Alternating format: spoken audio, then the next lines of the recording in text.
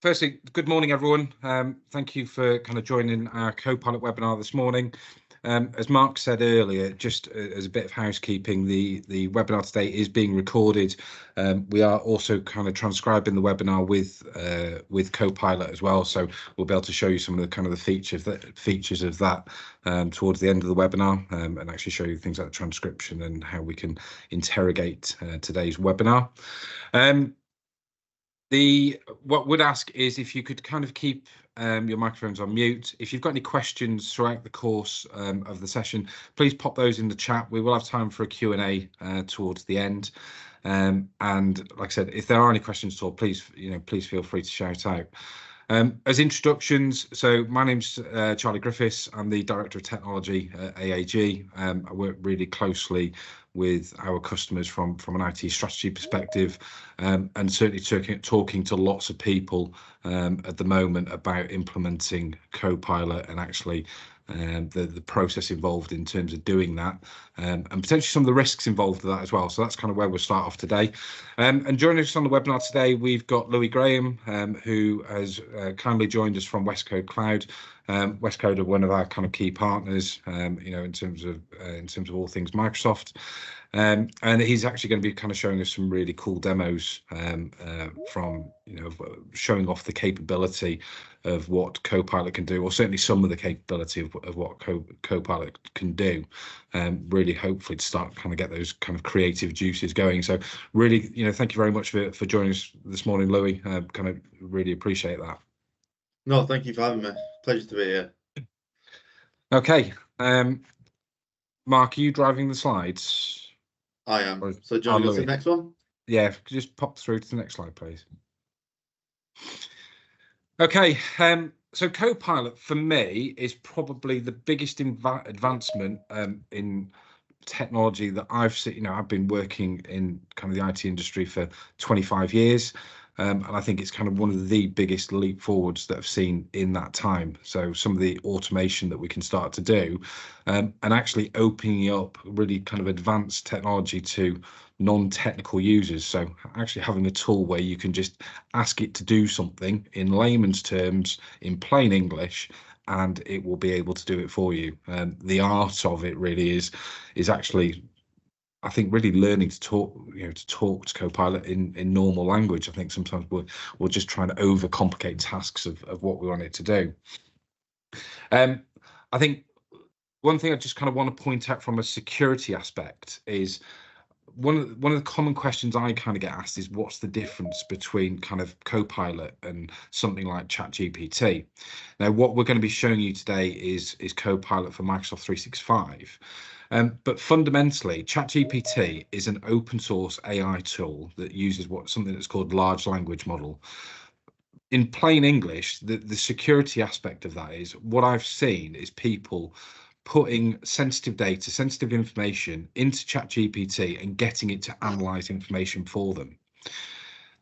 The actual challenge with that is that ChatGPT is, because it's open source and it's out in the cloud, you have no security controls over what's happening with that data whatsoever.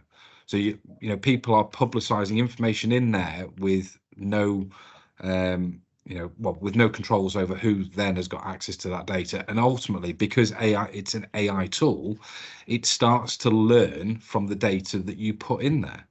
So we've seen results from ChatGPT and asking specific questions where it's referenced businesses' information in its results because people have published and put information out there in the wild, which is really quite a scary thing. So Copilot, and one of the real advantages of that is that the security around it, it's only going to, yes, it will reference information that's out on the internet, but ultimately it keeps your data safe. It keeps your data within the confines of kind of the Microsoft security protocols, and it is not publicizing your business information, your sensitive data out into the wild. It remains safe, with those kind of security controls in place. However, from an internal aspect, one of the things that we've got to be really careful of is because we can now ask questions of our organizational information and ask it to do things, anything that anybody's got access to, it will be able to search and get and gain information from. So when you think of your kind of traditional shared drives, or if you're using SharePoint or OneDrive, if you've got permissions to access something, Copilot will be able to go and learn and read and gain information from that document. Now, we all kind of hope, so if effectively, if your security controls aren't tight, and we almost, that we need to adopt kind of the notion of ideally zero trust security, but really managing, you should only have access to the data that you need to do your job. So the whole kind of data privacy aspect of it, what we tend to find is that sometimes there's documents that have been historically shared. There are files and folders that sit within the shared drive that actually they're kind of deep rooted down there. So people might not necessarily stumble across them or kind of go looking for them. But we need to make sure that we review the permissions and access to your document. Now, I think there's a really, I think, Louis kind of got a great example of this, which is, of how Copilot kind of unearthed some information around, a CEO that they, I don't think they necessarily wanted that information publicizing to or available to the rest of the business. And this wasn't on the basis of somebody going snooping for sensitive info. They were just purely asking information about an upcoming meeting and wanting to know some info about the CEO. So Lou, I don't know if you just kind of quickly retell that story, because I think it highlights the reason of why we need to go and check what access people have got and make sure we've got the right security controls in place.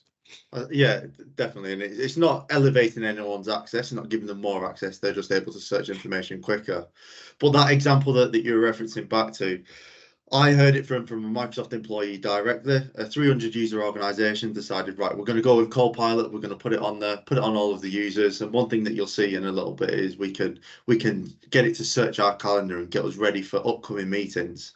They had a meeting with the CEO, so they said to Copilot, tell me what can you tell me about the CEO?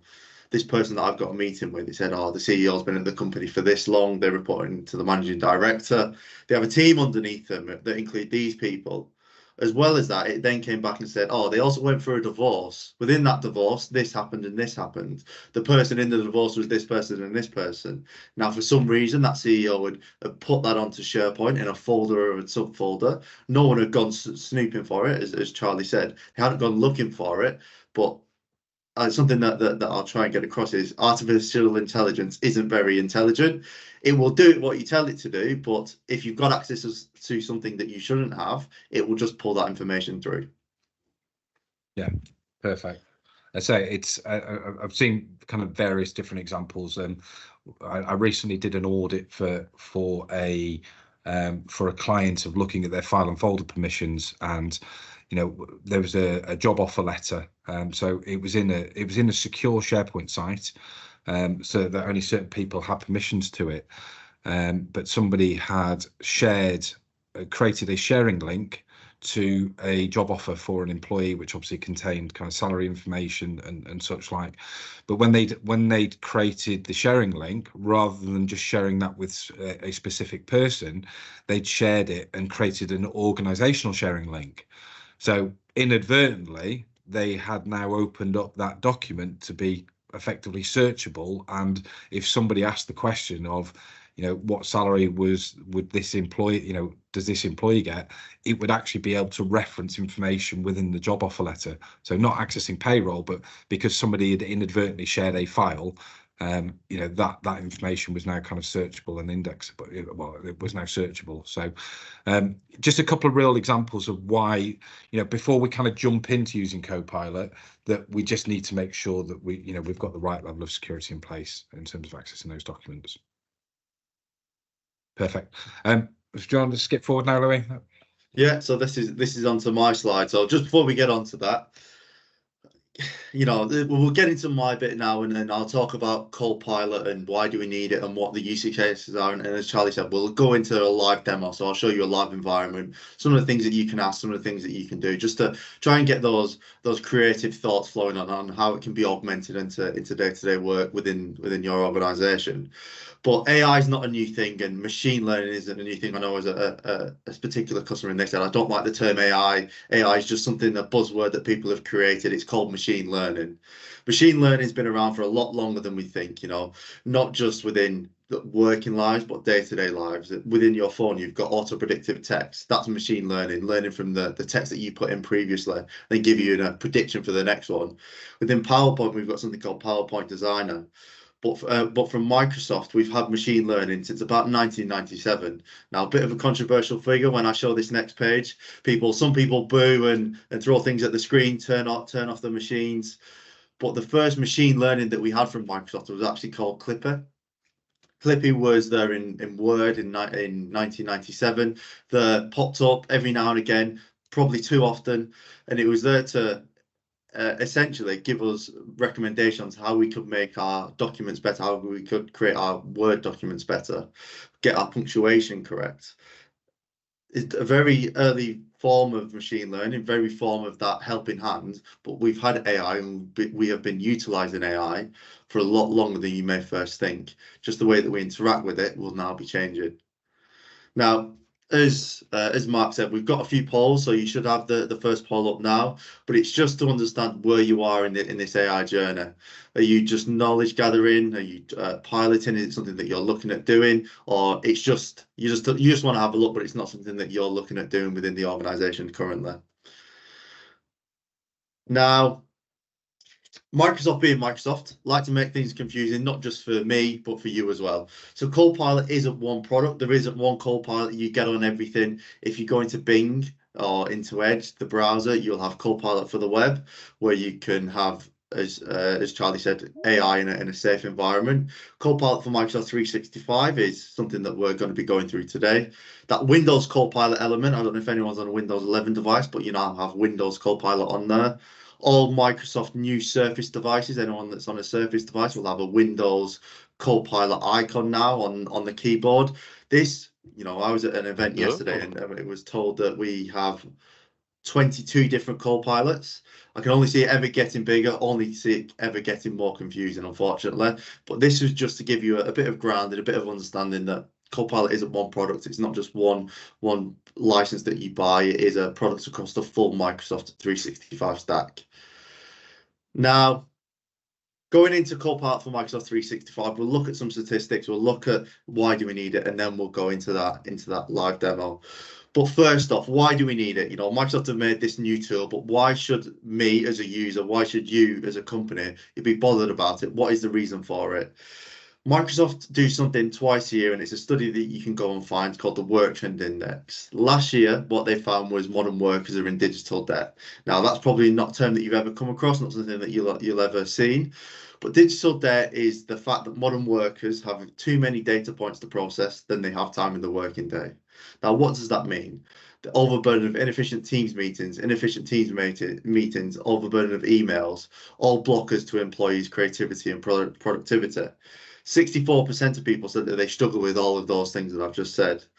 Over half of an employee's time is spent communicating, which is never a bad thing, but that only leaves 40% of time available for being more productive and creative. Because of this, 60% of business leaders are actually worried about a lack of innovation and ideas to push that business forward. And when we've got all those different data points coming in, whether it be Teams messages, whether it be Teams messages or Teams meetings or emails, you're not going to know the answer straight away. You're going to have to go and find the information within SharePoint, OneDrive, or on the internet, spending time on tasks that don't really matter. Now, how does this digital debt come into a real world example? Well, I don't know who's had it on a Monday morning. You've had someone's booked a meeting in at 9 o'clock. You've then got one at 10. You've got one at 11. You managed to go for lunch for half an hour at 12. You're then back in again, back in the monotony of back-to-back meetings. By the time you get to your emails, by the time you get to your work, the things that you need to be doing, you've got 50, 40, 50, 60, 70 emails. You've got Teams messages, sometimes from the same person. That's what that digital debt is. We want to get out of that. We want to be able to get out of that a lot quicker. Now, that's what digital debt is. They went to the same people and said, right, you say you're in this digital debt, you say you're stuck in these mundane tasks, the bog of the monotonous tasks. If you was given an AI tool, would you utilize it? The vast majority of people said that they wanted to use AI to reduce their mundane tasks, to make them more productive and help them to be more creative. But there's still about 50% of people that are worried that an AI will take their job. But what you'll see through this presentation and in the demo is Copilot isn't there to replace anyone. It's not going to take anyone's job, but it's going to be able to augment those people that can use AI correctly and make them even better. Now, we've talked about Microsoft statistics, and we've said, those statistics say that, we need this product that Microsoft have created. But how do we know that, people are willing to use it? And Charlie's mentioned it earlier, ChatGPT. So ChatGPT is the form of AI that we've all been using recently. It's the open AI model. So in an organization, we shouldn't be using that. But ChatGPT took just 2 months to reach 100 million users. We've gone from mobile phones, internet, and Facebook taking 16, 7, and 4.5 years to ChatGPT just 2 months. People are using it within the organization. I know that I personally have, until I understood that it was, an open AI and everything that you put in there can be sent back to the algorithm and then spat out to a competitor. But people might be using it with the organization already. Do you understand? I was on a call literally 10 minutes before this meeting, and the customer said to me, I'm actually using it to create job descriptions. I've only been at this role for 6 weeks. I'm using ChatGPT to create me my job descriptions. His boss doesn't know that, but people might be using it within the organization already. And this presentation, this webinar is about not just understanding Copilot for Microsoft 365, but making sure you've got the correct AI strategy in place going forward. Now, what I'm going to show is a quick video highlighting some of the prompts that you can put in there. Again, we do have a full live demo, a live tenant, and how it can be used in day-to-day life, but a little bit of a teaser video. Then I'll come back and speak a little bit more about what actually is Copilot in the back end. Let me just make sure that Sans is on.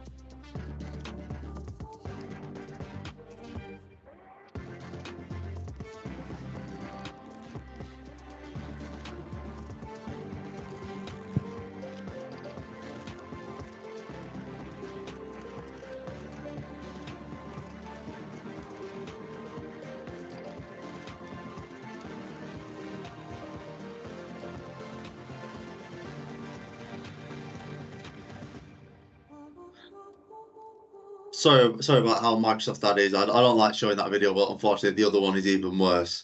But that just gives you a little bit of a taste of some of the things that you can do, some of those prompts that you can put in there. Again, we'll be showing it in Excel, in Word, in PowerPoint, and Teams later on. But that was, again, just to get those ideas flowing. Now, without going too deep into it, what actually is Copilot for Microsoft 365? So we've mentioned ChatGPT, we've mentioned that large language model. Microsoft have invested, or they've purchased OpenAI, which created ChatGPT. So what we're utilizing is ChatGPT essentially. We've got it hosted in an Azure portal, in an Azure data center, sorry. And so we're leveraging that machine learning that's been done by ChatGPT. The difference between using ChatGPT and Copilot for Microsoft 365 is that we have our Microsoft Graph data. Now, you may not know what that is, but that is everything that's associated to you as a user. So any emails you've ever sent, any documents you've ever accessed, any documents that you've got access to that you don't know about, any Teams meetings, any Teams messages, any emails, everything that is you as a user is within the Microsoft Graph. It's the pretty under version, the thing that keeps everything all running. We get the nice versions of PowerPoint presentations and Word and Excel and everything like that. The graph is the raw data. So we're able to augment AI onto that raw data. But not just that, we have access to the internet. So I can search my own internal information. Prime example, I had to go up to Manchester and I had to stay in a hotel. I didn't know what our internal policy on expenses was. So what is the expenses policy on booking a hotel? That was our internal organization. But also as well as that, we can access the internet. So I had an example where I had to map particular accounts to the organization size, the location, and how many users they have within that organization. That's not something that we have internally. I then looked at the internet and Copilot surfaced that information for me. So not just our graph data, our organization's data, but that external data as well. And we don't have to copy and paste it and go between different tabs. We have the access to the ChatGPT model within our Microsoft 365 apps. So with a simple prompt within those 365 apps, the large language model queries our Microsoft Graph data, making sure that that response is relevant to the prompt that we've put in. Now, as I've mentioned, it's already embedded across the full Microsoft 365 stack. So with Word, PowerPoint, Excel, Teams, we don't need to go and copy and paste and move data from one sheet to another. Copilot can do all of that work for us. The one at the end is something that I'll be showcasing shortly, but it is the Microsoft 365 chat, where we can pull together all of this information. Yes, I can go into my Outlook and use AI, but I can just go into that 365 chat and actually ask it to surface any information across the full organization. But again, you'll see that it's hard to explain, but it's better to see in action. So we'll see that in shortly. As Charlie's mentioned, the big thing here is security. And when we think about Copilot for Microsoft 365, there's three foundational pillars really: security, AI at work, and then the culture shift. So first off, security, Charlie's already covered a little bit, but security's really got four different aspects. When we think about security, from the starting point, we've had identity security through multi-factor authentication and conditional access. We've then had device security through Intune and MDM controls. What we've now got is a data governance security, the one that no one's wanted to do because it's too hard of a task. But garbage in equals garbage out. Without the correct data going in, you can't expect any better results coming out. Not just that, as Charlie said, OpenAI, how do we know that our information isn't going to be used by Microsoft to train this AI and make it understand, and a competitor can then come in and surface this information? So not just what we can control, but what's on Microsoft as well. AI at work. Not everyone will need Copilot for Microsoft 365. Not everyone will need augmenting with AI, but who are those people within the organization that will benefit for it? And then finally, a culture shift.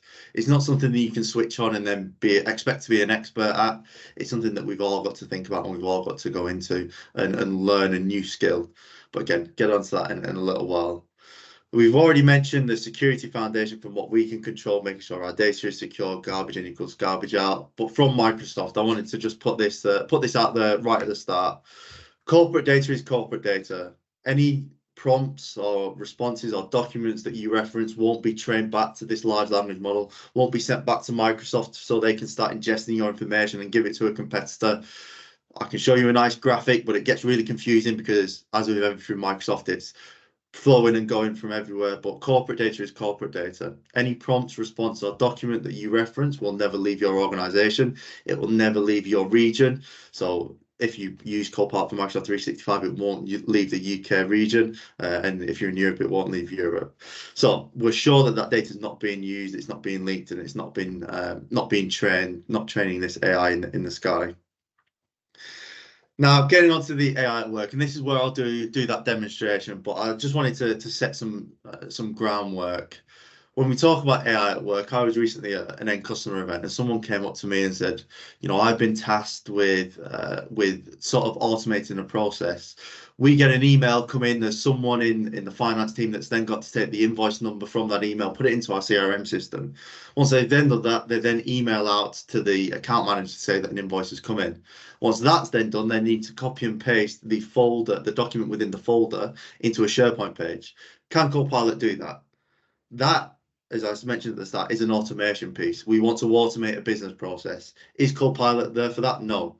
Copilot won't do a task without me telling it to do a task. It won't go off and do it automatically if this happens and then this happens. Copilot is there to work alongside me. It's not an autopilot. It won't do the work for me, but it will help me get to that end result a lot quicker. Now, Microsoft have 50 different personas that you can pick from. You know, someone within an organization, how can they implement Copilot in their day-to-day work? How can they be augmented with AI? What's more impactful is if I come here and I tell you how I'm using it. So I've had Copilot for about, since it first came out, so what's that, about 3 months, going on 3-4 months, and I use it on a day-to-day basis. I will always start with the Copilot from Microsoft 365 chat. I'm able to surface information across our full organization, whether it be emails, Teams messages, or Team chats. With Outlook, we can get it to coaches, we can get it to draft email responses out to emails that have come in, and then get me ready for upcoming meetings. What meetings do I have and what do I need to present in there? Who is the attendees? As with the example before, do I need to know more about the person I'm actually presenting to? With PowerPoint, we can automate the process of creating new PowerPoint presentations, but not just that. We can add in new slides just with natural language. The team stuff is something that we'll be getting into in a little bit, obviously after we've finished. But what questions were asked within that team's meeting? Who were the attendees? What were their roles? And what action items have they got upon them? If you're not an attending a meeting, what action items did people put me up for? Because that always happens. What do people put me up for that I actually don't know about? And then Teams, we can always summarize a chat, we can go into it, and we can get Copilot to surface that information. What's better for me to do is actually show you how this works. So what I'm going to do is I'm going to go into a live demonstration. What they say is never work with kids and never work with live demos. So touch wood, everything works. I did this 10 minutes ago before we joined the call, and it all worked fine. So touch wood, it might be a few gremlins, but we will see. So when we talk about that first one, you know, my day in my life, what do I do? What do I do when I first come in? So first, let me just move something around. When I first come in, I'll come into the Copilot from Microsoft 365 chat and ask it what emails.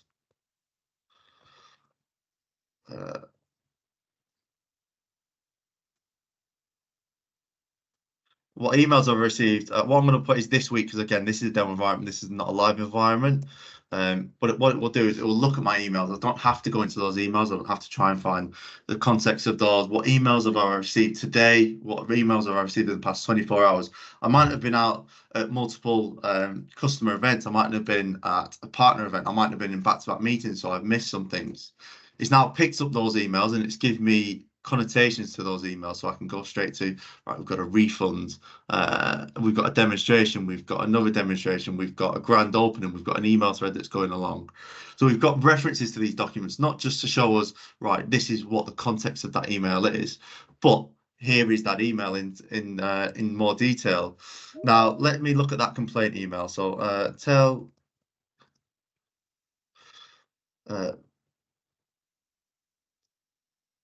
tell me more about that complaint email. What is the complaint about? Now, it could be about, this could be any email, this could be anything that we're going into and trying to surface the information from. But what it's doing is it's giving me an overview of what happened in that email. Emma Signs sent it on Tuesday afternoon. They expressed extreme dissatisfaction with the recent purchase of a toaster from our company. They arrived faulty and the box is broken, whatever it may be. So what I'm now going to do is I'm going to get Copilot to draft me a response. Now this is a complaint, so we've got a customer complaints handling template. So what I'm going to do is, using the customer complaints handling template, respond. respond to this. So it's going to take the context of the email. It's going to take the context of that customer complaints handling template, and it's going to understand that we're going to offer a full refund. We're going to give a replacement as well as a discount for any future purchases. Now, this is something that I've gone in and I've created, and I've gone in and I've created, and we've created this template. But what we're doing is we're leveraging AI to augment that and make that this email better.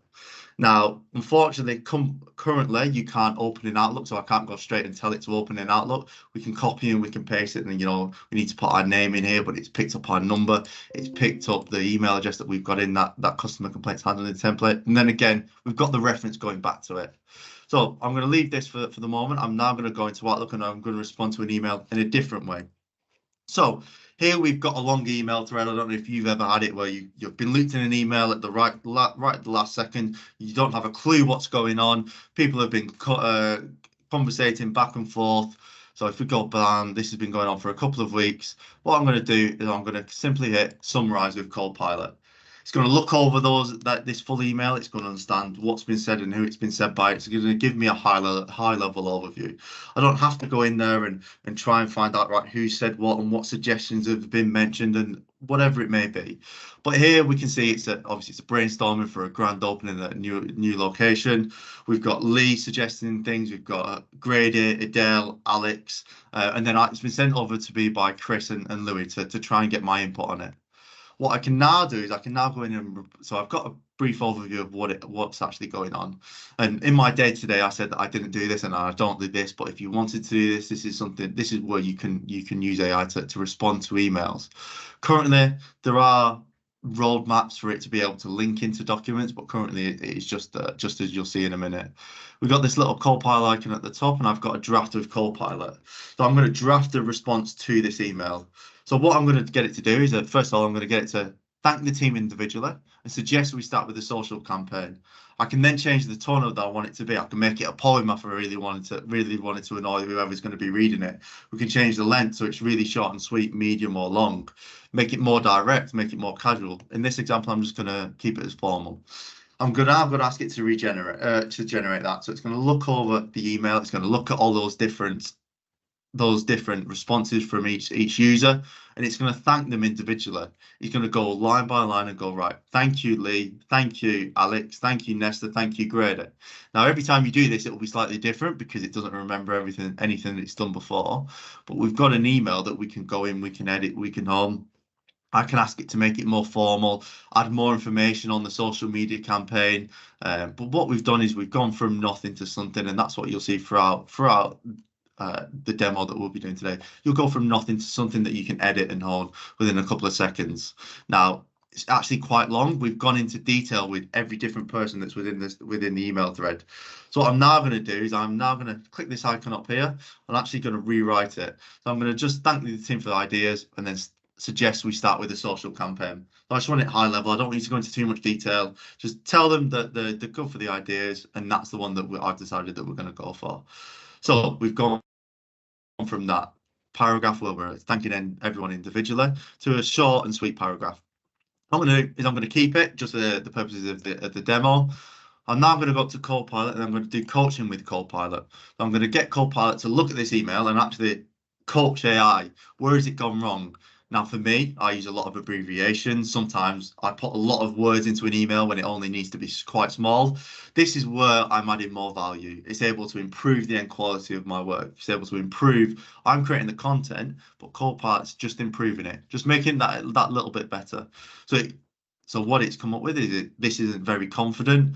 The reader sentiment, I'm not engaging the reader enough, and I've not made it clear enough. Now I can go in and what you can't do is you can't say, right, implement changes or do all of these things that you've told me to do.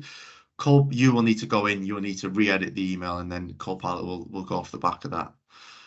Now, that's Outlook. What I'm going to do is I'm going to come back here and I'm going to start a new chat.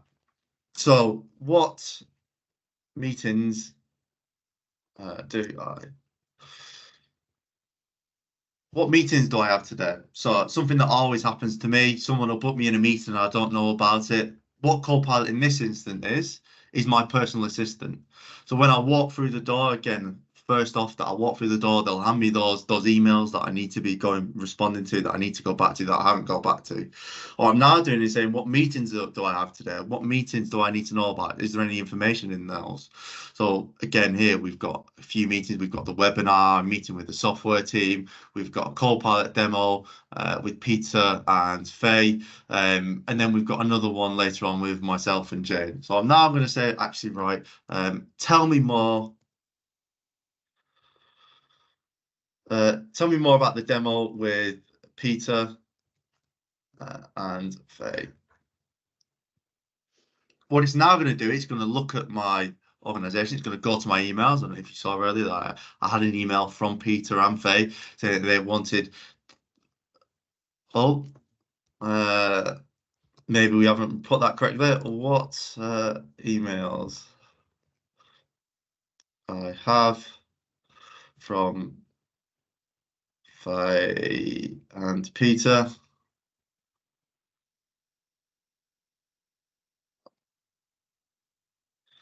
Again, live demos, who would do them? But what emails do I have from Faye and Peter about this meeting? It's going to look at my organization. It's going to look at, again, that Microsoft Graph data and bring me back the emails. Touch wood, second time lucky. It's gonna do that. It's going to bring me back and it's going to say, right, there appears to be no emails. Obviously, as I said, live demos, who would do them? Let's move on, because that's I definitely know that I've got an email. Let me make sure. Request for Copilot demo. So there's definitely an email in there. It's just not surfacing it for some reason. Now, we've looked at that Copilot for Microsoft 365 chat. That is where I spend most of my time. If I'm honest with you, surfacing that information, but not everyone needs to be in that. So what I'm going to do is I'm going to go into Word. Now, there's two types of people that need to go into to create Word documents, and there's two people where this would be useful. So we've got those people that maybe in marketing, maybe you've got to create a marketing plan, maybe you've got a template plan, you've got activities, you need to translate that information over into that marketing plan. Maybe you're in HR. Off the other side of that, you don't need to create, yes, you might need to create a job description, but you've got some of those canned already. You're actually going into an interview. What you actually need to do is you need to compare two CVs. So what I'm going to do, and this is where we come into, those AI security principles, and we need to make sure that we've got the correct access for everyone. I'm going to provide a gap analysis between two candidates, and to reference documents, to look at my information, to look at that organizational information. All I've got to do is add the slash and then press reference your document. Now, it's decided to go on a go slow for some reason, so let's do it differently. So let's go that and then go. We're going to do Laura versus Sarah.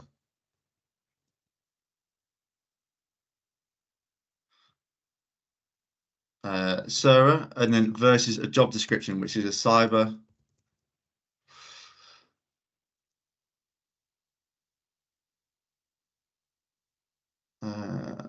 Oh, stop generating it. I don't want to do that. What I want is I want the job description. What is it called? And this is the other issue that you get because you don't know what the document's called. So there we have a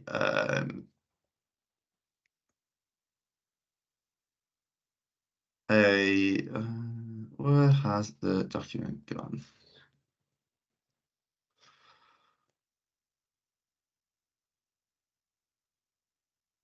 It's decided to disappear. Why is there we are? That's the one that I want. Cyber sales security specialist, got there in the end. What I'm going to do is I'm going to ask Copilot to organize the comparison into a table, provide recommendations on the most suitable candidate, and then suggest 3 interview questions. So Copilot's going to go off. It's going to take from that job description, right? These are the main points that have been put in that job description. Whether it be cybersecurity knowledge, they need to have a degree in cybersecurity. They need to be able to speak to customers. They need to be able to do demonstrations. Copilot's going to surface that information. It's going to create that into that table format. It's then going to look at the CVs, and it might not be in there in so much words, but it's going to start putting me that comparison against it. So as you can see, it's grouped it into 4 categories: cybersecurity knowledge, awareness, sales and negotiation skills, communication, and then put it into a table. So in this one, it's given us a 1:5 ratio, and then it's going to go through, it's going to give us a recommendation off the back of it. So again, we're not generating new content. This isn't something that's going to be sent off, or we're going to go into detail with anyone else internally, but it's getting us ready for an interview to make sure that we're ready for that interview and we're ready to ask the correct questions. And what are the interview questions that we should be asking this particular candidates or these particular candidates? Now, another place that I always use Copilot is in PowerPoint, and that's something that we saw earlier. What I don't like doing is I don't like creating PowerPoint presentations. So I don't know anyone here that has to create PowerPoint presentations, but I will create a presentation, give it to our marketing team, and they'll say, oh, the color's too hexagons too blue, or the logo is 2 centimeters too small, or too tall, whatever it is. With Copilot, what we can do is we can use it to take content that's already within a Word document and create a presentation from that file. Not just that, what it will do is it will take into account the template that we've got on here. So this is an AAG template. We've got an IT services buyer's guide. Within there is a few pictures, there's a few tables, there's a few documents. It's going to look over, first of all, the document. It's going to get an understanding of what's in there. What do I need to present? It's then going to give us points that it's going to pick up, and it's going to create a presentation. It's going to say, right, we need to go through the chapter 1, the AI, the hybrid cloud work and cloud computing, internet things. It'll go through all of this. It will look at the full document and then start giving us those talking points. Now, this won't be a final version of a presentation that I'm going to go out and present to you. It won't be a final presentation that we're going to send off to the internal team to start getting marketed out. But what it is going to do is it's going to give me a first version that I can come in, I can start editing, I can start honing. It's always easier to go from something that's already there and then work backwards and start augmenting and editing that than it is to start something brand new. Not only that, it's going to give me speaker notes. So personally, I don't really use speaker notes, but with speaker notes, it will tell you not just what to present, but what to say as well off the back of that. Now, I did this earlier and it created 31 slides. So it can do anything between I've seen it do 3 slides, I've seen it do 31 slides. So touch wood, this will do those all 31 slides once it gets over the line. But you can see here on the right hand side what we're going to be presenting in here in this presentation. And what's really powerful is we'll go from nothing, we'll go from this click to add title slide to a presentation that we can go and edit and on. And that would have taken me, I don't know, I'm not going to say it would have taken me 4 days because that would be a lie. Taking me half an hour, 40 minutes, half an hour. We're streamlining that process of creating presentations, of creating that content that we can then go in and edit and hone. It will get there in the end. Come on, we know you can do it. But this could be anything. You could already have a presentation created. What you can do is you can go in and ask it, or add me a slide on this, add me a slide asking for questions and answers, it may be. Add me a slide on how to make Copilot generate slides quicker, whatever it is. It's always the way. I think unfortunately this is quite a big document as well, Louis. Yeah, yeah, and like I said, I did it about 15 minutes ago, and it did it quite quickly, but it seems to have decided to stumble at the first hurdle. And brilliant. There we are, belting. Let's close this down. Let me try it again, and then I'm going to come out of it, and then we'll go into Excel rather than getting sidetracked. Come on, open up. So what we're going to do is exactly the same again. To create a new presentation from a file, IT, by a service guide, and then we'll let that go in the background. I know I can do it because I've seen it do it before. Now, those of us that use Excel, what I'm going to show now is Excel. So those of us that use Excel, there's 2 different people that use Excel. People that know how to come in and edit and hold a document, people that know how to come in and change documents, people that know how to use pivot tables even and create charts off the back of those pivot tables. Does Copilot go towards those people currently? No, it doesn't. Does it help them? No, it doesn't. It's people that don't know how to do those intricate type of things. So I'm going to do a couple of different things within Excel, whether it's between analyzing data and then generating some new content. But the first one, what I'm going to do is I'm going to ask it to insert a column, and I'm going to ask it to do something called a VLOOKUP. Now, any action that you can do as a user with Excel, it can do as well. But I'm going to ask it to insert a column after location and look at the account manager associated with the company name, and the account manager is a number sheet because we've got all different sheets. We haven't got any information on this one. It's going to create a VLOOKUP format. It's going to say, right, VLOOKUP will look up the company name. We'll then insert the column. We'll then insert that VLOOKUP into that column. So I don't need to go off and I don't need to go and find it. And something that always happens internally is I'll go to someone or I'll have a VLOOKUP, I'll copy and paste it from an existing document and it will work in the existing document, and then I'll copy and paste it and it won't work. Copilot's done all of that work for me. It's not just giving me the formula, the XLOOKUP, and then the explanation of the formula, but it's inserted it for me as well. And I've asked it, I told it to give it the specific column that I wanted it in, and we've got that inserted there. What I'm now going to do is we're now going to look at using that data and pulling all of that data in. So yes, we inserted one column. I now want to do something slightly differently. So I want to look at each month. I want to look at each account manager because we've got the account managers here. I want to look at each account manager and I want to insert the sales data into a column showing the total spend that they've had across their accounts. So we don't need to go, I could do VLOOKUP equals this account manager's name, go across the full table that we've got there. Or now with Copilot, what I can do is I can tell it to do that work and it will do it for me. It's ever changing. So previously you could only actually add one column. You could only ever ask it to add one column. Now what Copilot can do is, again, I tried this earlier. So by and large, sod's law, it's not going to work. Actually, it's done it perfectly. So it's actually going to add us five different columns. So it's summarized all of those different spends across each account manager. We've then got it inserted 5 columns, not one by one. It's not doing it one by one. It's doing all 5 at the same time. Let's then say I have to go to the finance team and I have to go to a financial director and I have to actually create a chart off the back of this. I'm going to ask Copilot to show me data insights. It's going to look at this bit of information. Again, this table is only small. This table is only very limited, but you could have sales data going back for two years, whatever it is. It's going to show you insights into that data. It's going to give you a chart of Feb spend by account manager. I can ask it to create me a chart on May spend, whatever it may be, or I can actually ask it to add all insights to the grid. So look at this document, look at the context of the information that's in there, and actually tell me where I should be focusing my time. Not just that, I don't know how to create a chart, as I've said. So in this example, Copilot would just create the chart for me, and I'd then copy and paste it into a presentation, and everyone would go, oh, look how good Louis is. He's been able to create a chart. Now, the other one, so the last one in Excel before I move on, let me just make sure that this one's no, it doesn't want to do that one. Let's leave the presentation one. The last thing that we might want to do is edit data. So I don't know if anyone's done it here. You copy and paste email addresses and first names and last names from Outlook, and it will put them in a weird format. So here we've got surname, we've got first name, then we've got email address.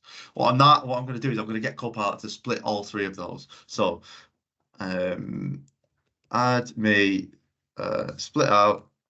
How should we word this? Split out the first name, surname, and email address into 3 columns. So again, it's not going to use a VLOOKUP, it's going to use sort, I believe, from when I've done this previously. It's then going to split those into those 3 different columns if it wants to do it. Very temperamental at the moment, always the way. Why would you do a live demo? You should have pre-recorded it all, and then it would all have worked perfectly. Let's try that again. Generating that formula suggestion, and then we can then go in and again not just see what it's doing but how it's doing it. Give us the explanation of the formula. What actually so I can then go off and I can then do it myself. It's getting me that first part of it, it's doing that first version of it, but Copilot I can then go in and I can then do those things myself. So again, it took a little while, but we've then got the first name, we've got the surname. It's not quite got the email one correctly, so we can ask it to do again, and it will get there. I've done it before. I don't know what's going on today. Decided to not work. But what you've got there is you've got an understanding of how it can be used and where it can be used and where it can be augmented again. Gremlins aside, I think we've seen a lot of places where it is very useful. Now, moving on to how to get started. Charlie's already mentioned ChatGPT is an OpenAI model. What that means is any prompt, any response, any prompt or response that you put in there will be used to train the underlying large language model. With your license, with all licenses for Microsoft 365, you get access to Copilot for the web. Again, when we go back to that first screen, Copilot for the web was the one in Bing, and Bing Chat used to be called Bing Chat Enterprise. That is a closed version that isn't used to train the large language model, and nothing will be reported back. Get Copilot ready. Make sure your thing's got loop enables. Make sure that you're collaborating and you've got the correct permissions on everything. And then you're deploying that purview information protection, those data loss prevention policies, and then you understand those file permissions. Again, it's not scaremongering, but garbage in equals garbage out, and it shouldn't be something that an organization should just go into without thinking about, without having a prior strategy in place. It needs to be something that needs to be thought about intrinsically and policies put into place before implementing any AI system, not just Copilot for Microsoft 365.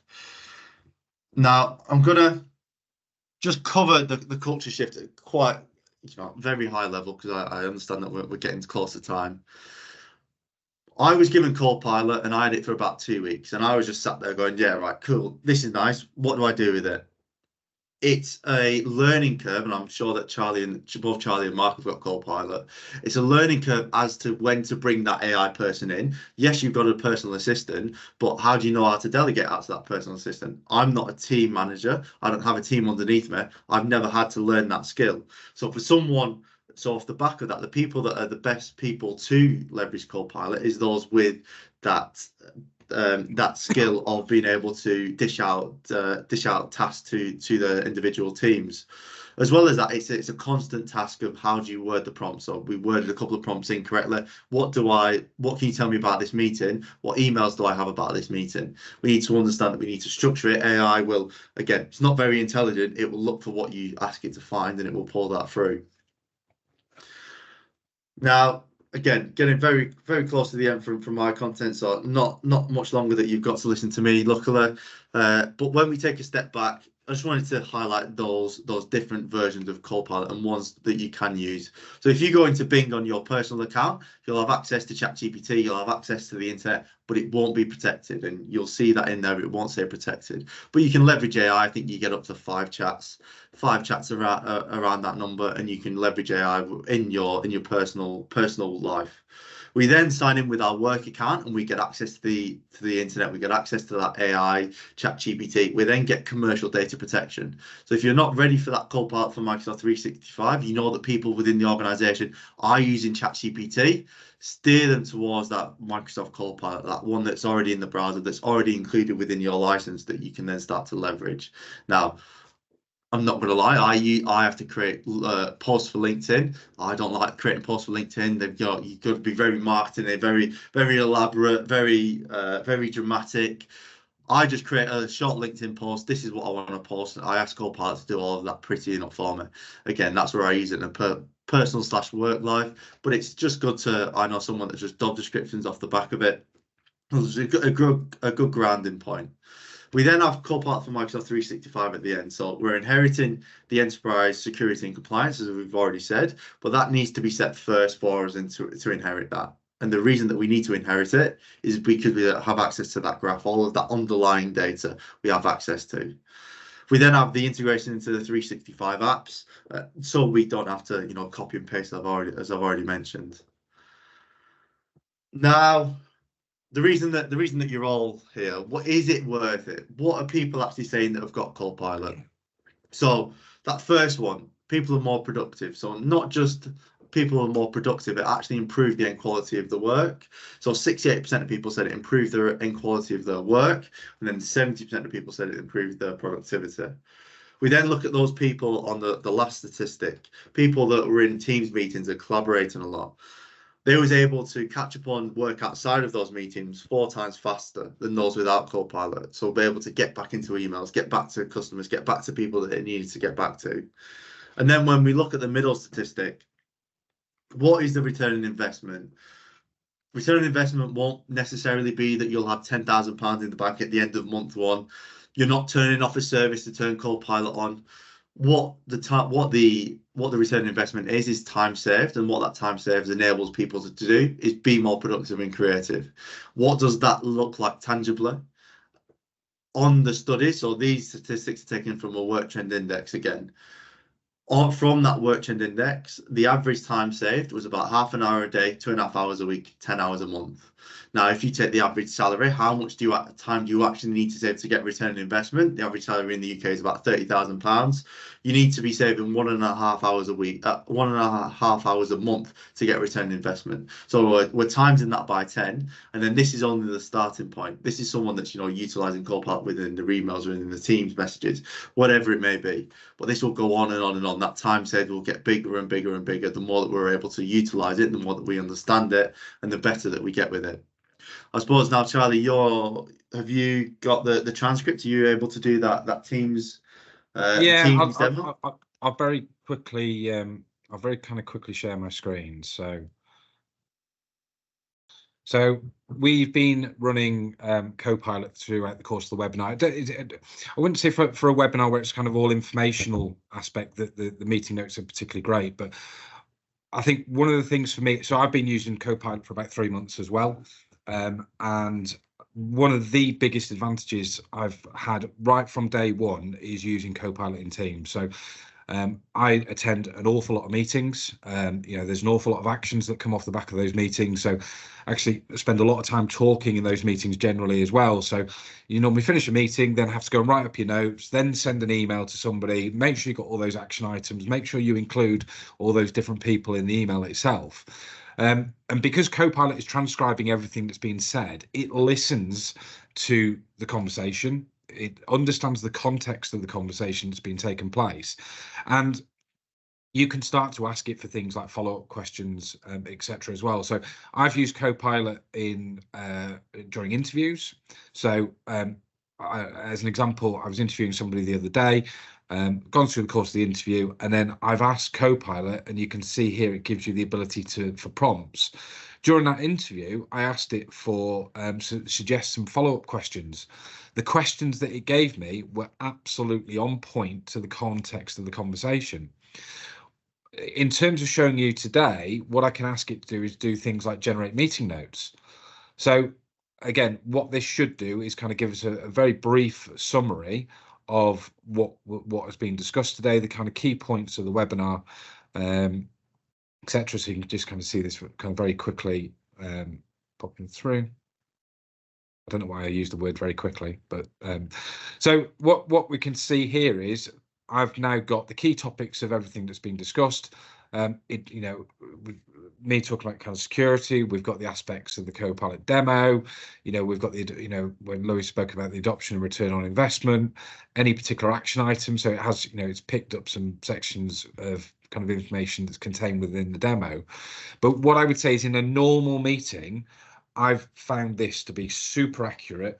And it's meant that I've been able to finish a meeting, copy and paste the notes or the action items or things like that generated from the Copilot session, paste those straight into an email, and it's done, and I can move on. I haven't got that half an hour of follow-up and making sure I type all up that information really quick. I might need to make a few amends ever so slightly. So I think anything with Copilot, I would kind of say is never really the finished article, but it's going to do the heavy lifting for you. So, it'll do 80-90% of it, and then you've got to go through and tweak and finesse it. So certainly from a team's perspective is a real right from day one, the return on investment and the time saved, I'm talking me specifically, and everybody else that's used it has been super good. I think as well, have you ever asked it to take the tone of the meeting as well? Is that something you tried?